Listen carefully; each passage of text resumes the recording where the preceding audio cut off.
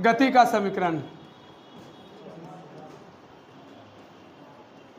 गति का समीकरण, इक्वेशन ऑफ मोशन।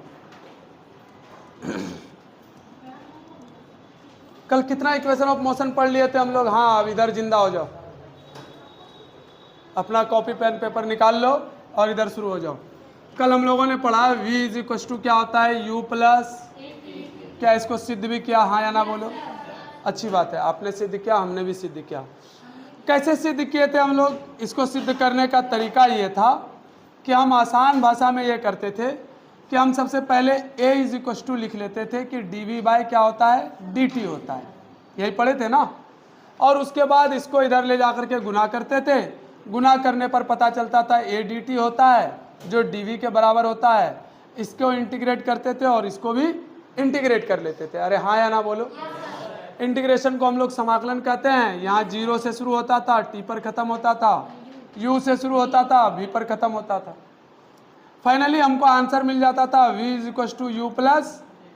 पर कल पढ़ाना जब शुरू किए थे उस समय हमने एक बात बोला था आप लोगों को बालक, कि ऐसा है कि इस गति का समीकरण तब वैलिड होगा जब आपका त्वरण कैसा होगा, एक समान होगा, या फिर आप कहिए उसको नियत होगा। यही बात हमने कंडीशन लगाया था कि आप गति के तीनों समीकरण का इस्तेमाल तब कर सकते हैं, या गति के किसी भी समीकरण का इस्तेमाल तब कर सकते हैं जब आपका त्वरण क्या हो, नियत हो या फिर एक समान हो। नियत हो या फिर हाँ, ए का मान बदलना नहीं चाहिए। उसके बाद ए का मान अगर नियत है तभी गति का समीकरण हम लगा सकते हैं, नहीं तो नहीं लगा सकते हैं।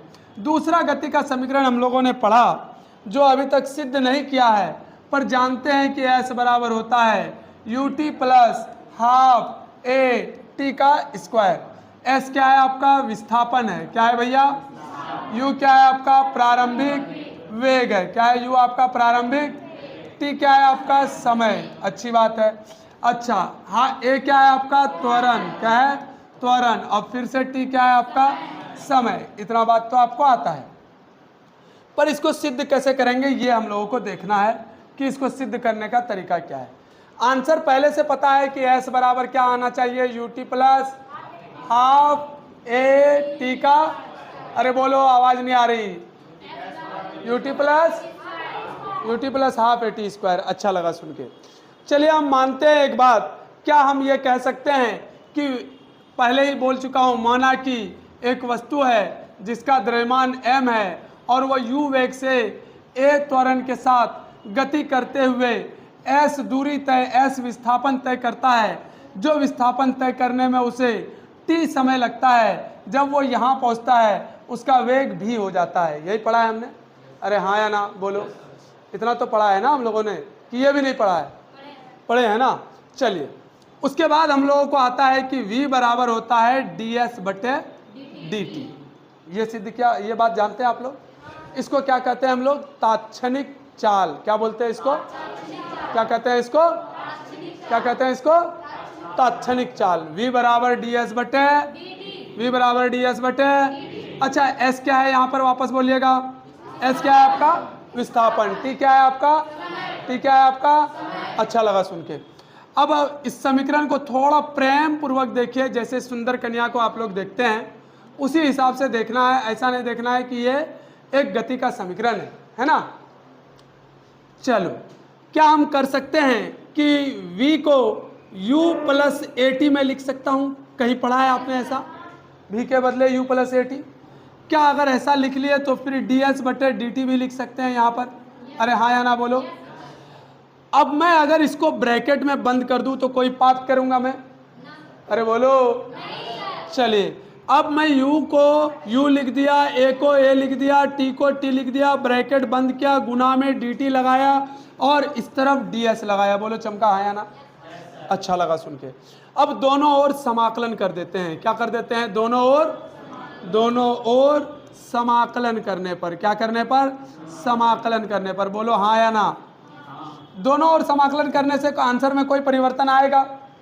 अरे बोलो। आंसर में कोई परिवर्तन? आंसर में कोई परिवर्तन? जब आंसर में कोई परिवर्तन नहीं आएगा तो हम समाकलन करने से क्यों डरे? हम कर लेते हैं समाकलन भाई। और समाकलन के तो समाकलन का चिन्ह ये है, u प्लस AT लगाया मैं, ब्रैकेट क्लोज किए, dt लिखे, उसके बाद अपन ds लिखे, क्या लिखे, और इसको भी समाकलन किए। समाकलन का लिमिट d के जो पीछे रहता है उसके अनुसार लगाते हैं, यही ना पढ़ा है हमने। तो सिंपल सी बात यह है कि जब गाड़ी शुरू हो रहा था चलना उस समय टाइम कितना हो रहा होगा, और जब गाड़ी यहाँ पर पहुंची तो टाइम t बराबर कुछ तो t हो रहा होगा। ये t1 0 है और t2 का मान t होगा, t1 0 है और t2 का मान, अच्छा लगा। अब उसके बाद देखते हैं, जब वो पहली बार आप यहाँ पर सुंदर कन्या को देख रहे थे, याद है ना, यहाँ पर कौन थी, एक सुंदर कन्या कार लेकर क्या कर रही थी, जा रही थी, अच्छी बात है। उस समय तेरे लिए ये कितना विस्थापन तय किया था, बोलिए जरा सा, 0 विस्थापन तय किया था। क्या किया था भैया, 0 विस्थापन तय किया था। तो 0 समय पर 0 विस्थापन, 0 समय पर 0 समय पर, लेकिन जब वो t समय तय करेगा तो उसका विस्थापन भी कितना हो जाएगा, s हो जाएगा। कितना विस्थापन हो जाएगा, अरे बोलो, वेरी गुड, आपको आया। क्या मैं इसको गुना में दोनों के साथ लिख सकता हूँ, इंटीग्रेशन 0 से लेकर t तक u Guna dt plus integration a t 0 से लेकर t तक और इंटू dt, बोलो चमका या नहीं चमका, और इधर s, यहाँ 0, यहाँ ds। कोई परेशानी है क्या समझने में, यहाँ तक सही है सबको, अरे बोलो एक बार u को मैंने dt से मल्टीप्लाई कर लिया और एक बार at को मैंने dt से मल्टीप्लाई कर लिया। इंटीग्रेशन यानी समाकलन दोनों के साथ था तो दोनों को लगाना पड़ेगा, अगर एक को लगाओगे तो एक बुरा मान जाएगा। तो अपन क्या करेंगे, दोनों को समाकलन का चिन्ह लगा देंगे। हमने दोनों को समाकलन का चिन्ह लगा दिया। अरे बोलो आया कि नहीं आया, पक्का 100%, अरे आवाज नहीं आई, अरे लग भी नहीं रहा तुम लोगों को आया है, पक्का आया है, नहीं, ध्यान से देखिए। क्या v बराबर u प्लस AT कर सकते हैं, यहाँ तक तो कोई दिक्कत नहीं। क्या u ये वाला dt इधर लाके गुना कर सकते हैं। क्या यहाँ पर हम किसी भी समीकरण में, जैसे एग्जाम्पल ले लेता हूँ मैं, कोई भी समीकरण है, जैसे a बराबर अगर x है तो a को हम 2 से गुना और x को भी 2 से गुना करें तो कोई दिक्कत है। यानी बराबर के इस तरफ जितना जो कर्मकांड कर रहे हैं, बराबर के उस तरफ भी सेम कर्मकांड किए तो आपके समीकरण में कोई गलती नहीं होगा। हमने समीकरण के इस तरफ इंटीग्रेशन लगाया है और समीकरण के उस तरफ भी इंटीग्रेशन लगाया है, अब कोई परेशानी है। अब जब इंटीग्रेशन लगाया तो ये dt ब्रैकेट के दोनों से गुना होगा, अगर ये इंटीग्रेशन ब्रैकेट के भी दोनों से गुना होगा, अरे हाँ या ना। तो हमने इंटीग्रेशन को दोनों वाले टर्म के साथ गुना कर दिया, dt को भी दोनों के साथ गुना कर दिया, अब कोई दिक्कत नहीं है। अब जब दिक्कत नहीं है तब ध्यान से सुनिएगा, u को इंटीग्रेट करना है, u चुपचाप बाहर आ जाएगा। यहाँ पर क्या dt का इंटीग्रेशन क्या लिखेंगे, कल का भूल गए क्या, dt का इंटीग्रेशन, चलिए मैं याद दिलाता हूँ। क्या u गुना 1 लिख सकता हूँ, कोई परेशानी आएगा आंसर में। क्या u गुना 1 के बदले t का पावर 0 लिख सकता हूँ।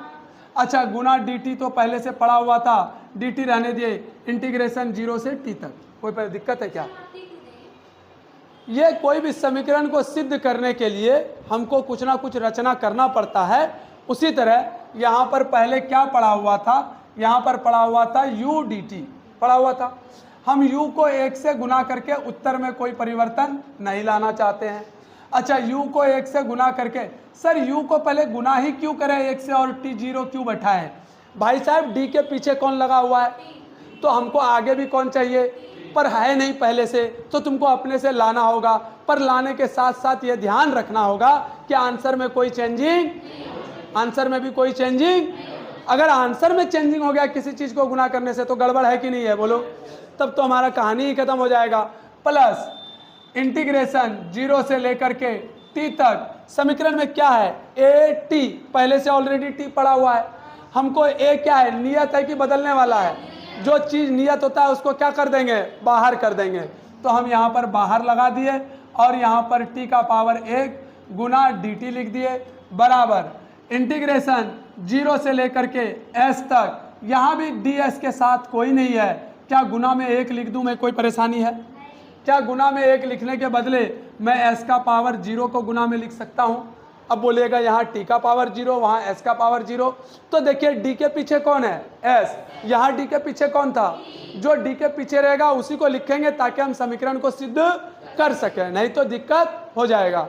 चलिए अब ध्यान दीजिए, u वाला टर्म तो कभी इंटीग्रेट होगा ही नहीं, क्यों, क्योंकि d के पीछे जो रहता है उसी के अनुसार इंटीग्रेशन करते हैं, समाकलन करते हैं। जो d के आगे रहता है उसके अनुसार समाकलन नहीं होता है, d के पीछे वाले के अनुसार। आपने सूत्र पढ़ रखा है, क्या पढ़ा है थोड़ा ध्यान दीजिएगा। क्या आपने पढ़ा है कि u को चुपचाप लिख दो और t का पावर 1 बैठा दो, क्योंकि 0 में 1 जोड़ोगे कितना आएगा 1, और बट्टे में जितना आया पावर उतना लिख दो। अब चुपचाप ब्रैकेट लगाओ और ये गुना में था तो गुना में रहने दो, यहाँ t लिखो, यहाँ 0 लिखो, प्लस का चिन्ह है प्लस चढ़ाओ, और 1 को गुना में है तो गुना में लिखो। यहाँ t का पावर पहले से कितना है 1, तो 1 जोड़ेंगे तो कितना हो जाएगा 2, जितना पावर है उतना से भाग दो। फिर यहाँ पर ब्रैकेट लगाओ और ब्रैकेट के साथ आप चाहें तो यहाँ पर भी ब्रैकेट लगा सकते हैं, कोई परेशानी नहीं है। आप यहाँ पर 0 लिखे, यहाँ पर t लिखे, यहाँ s का पावर कितना है 0 है, तो s का पावर कितना हो जाएगा 1, बट्टे में जितना पावर है वही आएगा। यहाँ 0 लिखे, यहाँ s लिखे। क्या बात समझ में आया? चमका हाँ या ना बोलो, आया कि नहीं आया? पक्का कोई दिक्कत नहीं है, इतना में समझ में आ रहा है यहाँ तक? किसी बच्चे को अगर इंटीग्रेशन ही नहीं आता है तो उसको वेट करना होगा। आप कभी अलग से पढ़ लीजिए, जैसे 5 से 6 आते तो आप इंटीग्रेशन पढ़ सकते थे। कल आ जाइएगा, कल तो सैटरडे है, हाँ कल आ जाइएगा 5 से 6 में इंटीग्रेशन पढ़ लीजिएगा। 5 से 6 हम खाली बैठे रहते हैं, ठीक है, कोई परेशानी? ठीक। अब हम यहाँ पर t के बदले एक बार क्या बैठाएंगे t, और एक बार क्या बैठाएंगे 0, तो चुपचाप 0 बैठाएंगे तो कोई तो फर्क पड़ेगा नहीं, तो ut लिख दो शांति से, कोई परेशानी है? पावर 1 ना भी लिखूँ तो कोई दिक्कत? ठीक है। क्या यहाँ पर हम उसी तरह 8t के जब बदले क्या बैठाएंगे t, तो t का स्क्वायर ही हो जाएगा, तो 8t स्क्वायर बट्टे कितना हो जाएगा 2 बराबर। यहाँ पर s के बदले s बैठाएंगे, क्या हो जाएगा? अब ध्यान से देखो, क्या इसको सिद्ध क्या हुआ हो गया, s बराबर ut प्लस ये 1/2 लिख करके a t का स्क्वायर लिखेंगे। बोलो आया कि नहीं आया? क्या यही हमारा समीकरण था? अरे बोलो, क्या यही हमारा समीकरण था? अगर यही समीकरण था तो छापिए जल्दी से। दूसरी बात, बोर्ड कहीं पर आपको ये बात पूछता नहीं है कि कैसे आया है। आपको याद क्या रखना है, पूरे इतिहास में कल से आज तक जो पढ़ाया हूँ आपको बस वही गति के 3 समीकरण, जो पहले 3 समीकरण है उसको ध्यान में रखना है। क्या क्या? s बराबर ut plus half a t square, v बराबर u plus a t, v square बराबर u स्क्वायर प्लस 2as। कोई बात दिक्कत है इतना समझने में? चलिए छापिए जल्दी से ताकि हम आगे बढ़ सकें।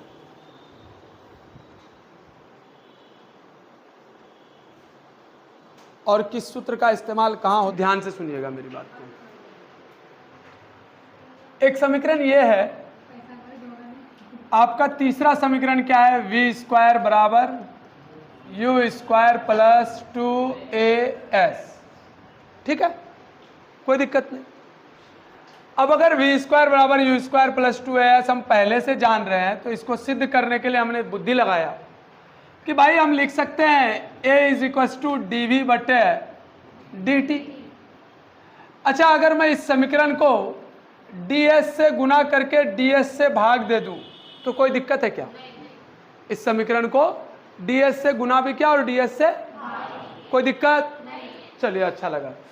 अब आप एक बात बताइए, क्या मैं 3/4 गुना 5/5 को 3/5 गुना 5/4 बराबर ही आंसर देगा क्या? पहले देख लीजिए बढ़िया से, ये 5 है, नीचे भी 5 है, क्या बराबर ही आंसर देगा या कोई दिक्कत कर देगा? पक्का ना? यानी गुना में आगे पीछे हो सकता है। अगर हो सकता है तो हम यहाँ पर वही खेल खेले, dv बाय ds गुना ds बाय dt कर दिया मैंने। और ds बाय dt आप चिल्ला चिल्ला के बोलिए, क्या बोलते हैं ds बाय dt को, जरा सा बोलिए तो।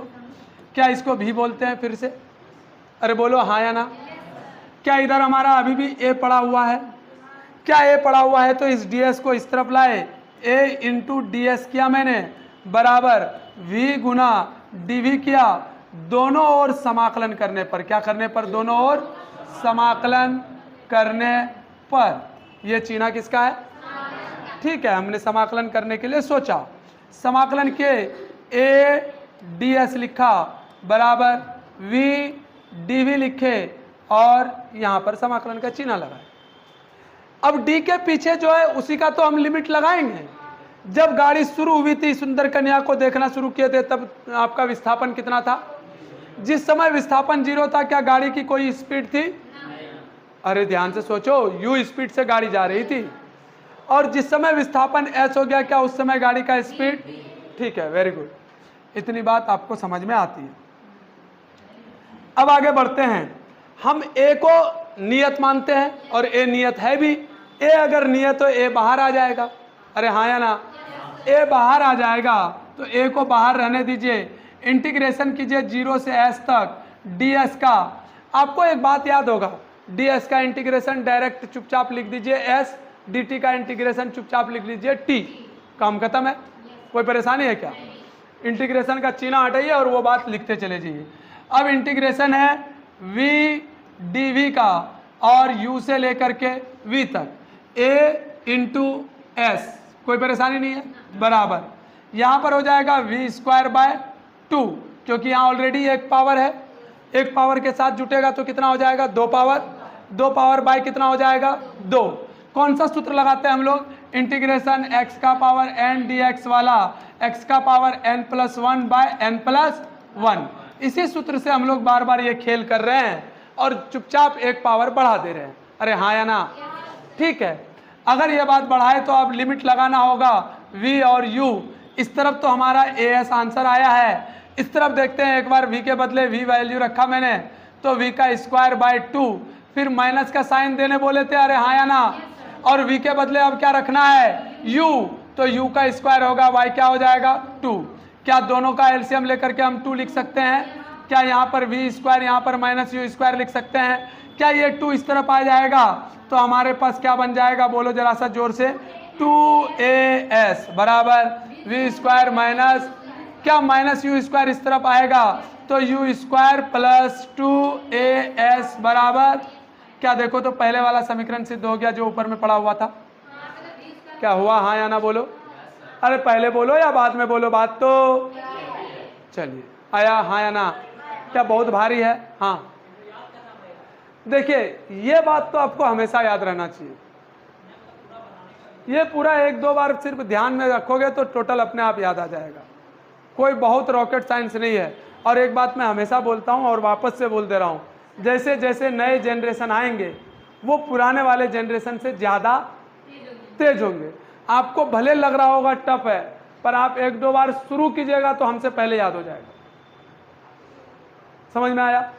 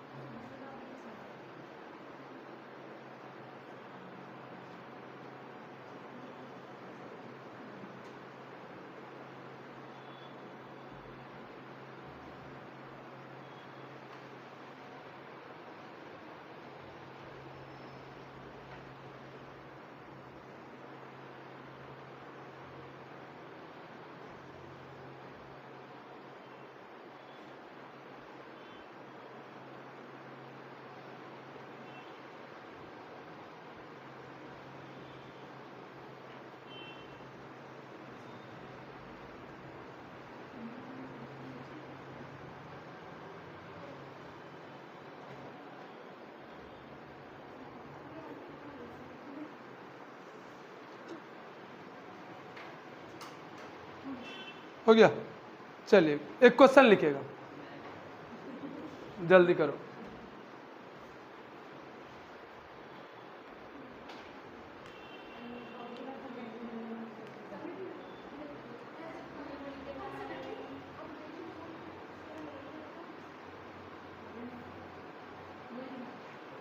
चलिए भैया शुरू करें।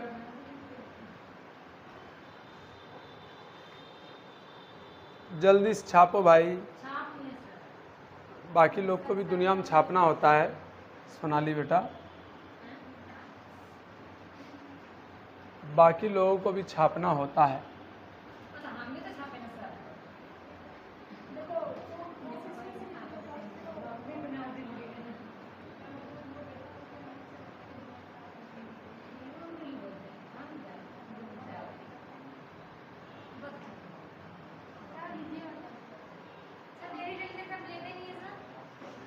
बे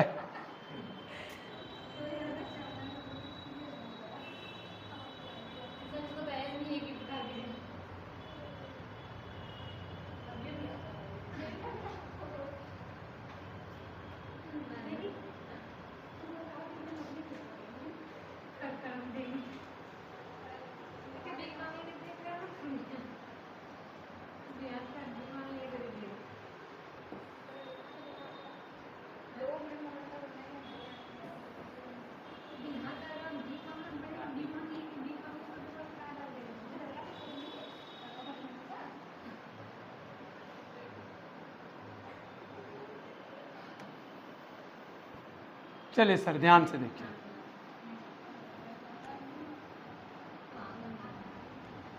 क्या दिख रहा है आपके सामने?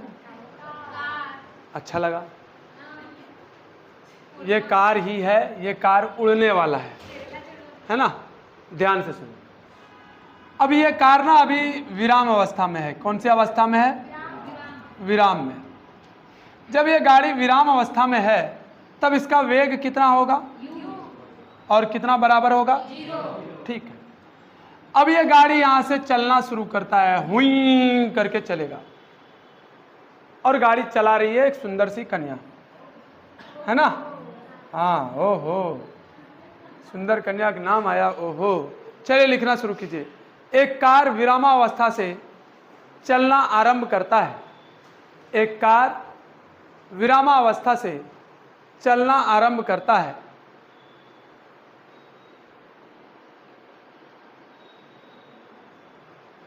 यदि 5 सेकंड में कार का वेग 12 मीटर पर सेकंड हो जाए, कार का वेग 12 मीटर पर सेकंड हो जाता है, कार का वेग 12 मीटर पर सेकंड हो जाता है, तो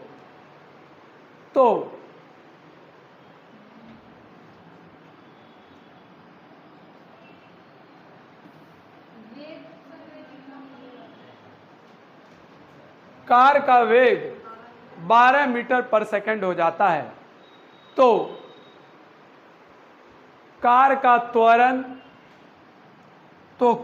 त्वरण एवं विस्थापन ज्ञात करें। अब मेरी बात गौर से सुनिए। आपके पास गति के 3 समीकरण हैं। मेरा बात को गौर से सुनो। आपके पास गति के 3 समीकरण हैं। एक है v बराबर u प्लस, एक है v स्क्वायर बराबर u स्क्वायर प्लस, और एक है s बराबर ut plus half a t का स्क्वायर। ये 3 समीकरण आपके ब्लड ग्रुप में रहना चाहिए। कोई अगर ब्लड चेक करवाए तो आपको बोल दे डॉक्टर, खुद पैथोलॉजिस्ट, ओ भाई आप में तो 3 समीकरण दौड़ रहा है, ब्लड ग्रुप है ये नहीं है। समझ गए?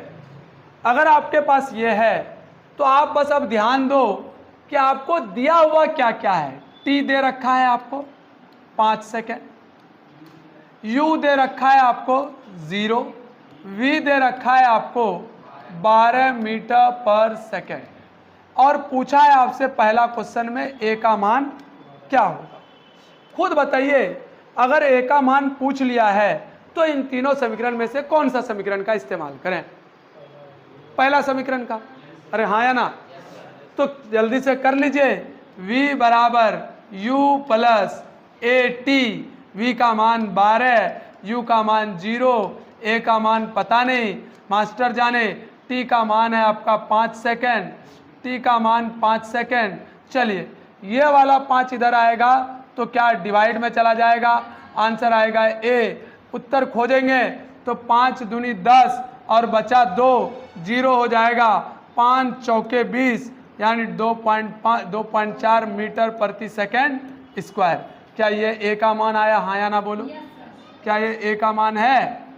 ए बराबर 2.4 मीटर प्रति सेकेंड। अब आपको एस पूछा है। आप एस कौन से समीकरण से निकाल सकते हैं? आप या तो तीसरा से निकालें या तो कोई फर्क पड़ने वाला। चलिए आपको जो आसान लगता है आप उसी से निकाल लीजिए। ये वाला का इस्तेमाल कर लिए। चलिए s बराबर नहीं पता है, u का मान 0 तो पहला पूरा टर्म क्या हो जाएगा? 0। आप लगाए प्लस हाफ, a का मान 2.4, t का स्क्वायर यानी 5 गुना 5, यहाँ से कटा 2 एकम 2, 1.2, 5 है 25 और गुना 1.2, 25 दूनी 50 के 0, 25 एकम 25, 5 30। ध्यान से देखिए एक अंक के बाद दशमलव